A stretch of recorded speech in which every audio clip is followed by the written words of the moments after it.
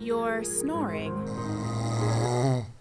is doing a lot more than putting your partner on the couch. Just because you think you sleep well at night doesn't mean you don't have sleep apnea. Sleep apnea is when a person's breathing stops and starts repeatedly while they're asleep.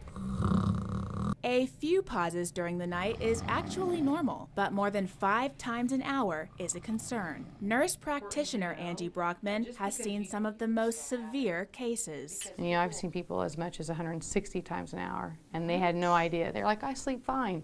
They are not sleeping fine. They are not sleeping fine. Each lapse of breath causes your brain to wake up and send a message for your body to respond. So even if you're getting 8 hours a night, you still wake up tired, irritable, and unable to focus because your brain never got to rest. It's just so hard to make them understand because they sleep through the night that they have a hard time believing they're not breathing at night. If left untreated, Brockman says, feeling tired will be the least of your concern. It can also lead to high blood pressure, weight gain, memory loss, heart problems, and at worst, there is a risk of sudden death with untreated sleep apnea. Since it can't be diagnosed during a normal office visit, doctors will refer you to a sleep center, where you'll do exactly that, sleep. They showed me what that bedtime routine would involve. Go ahead and get into your night clothes, and then when you're ready, just holler out at us, and then we'll come in and start getting you all wired up.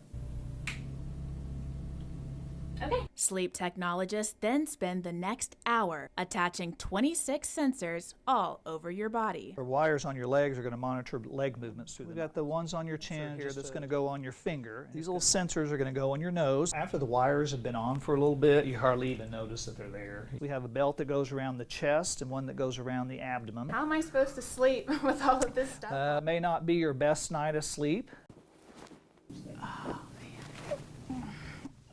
They weren't kidding when they said this wouldn't be the most comfortable sleep of your life, but all of these wires here are meant to measure brain activity, eye movement, blood pressure, heart rate, so doctors can best diagnose a potential sleep disorder. The blue ones here are the eye movements, and then we have 4 black ones, those are the EEG. Specialists collect data through the night that's later evaluated by your doctor. Heart rhythms, heart rate.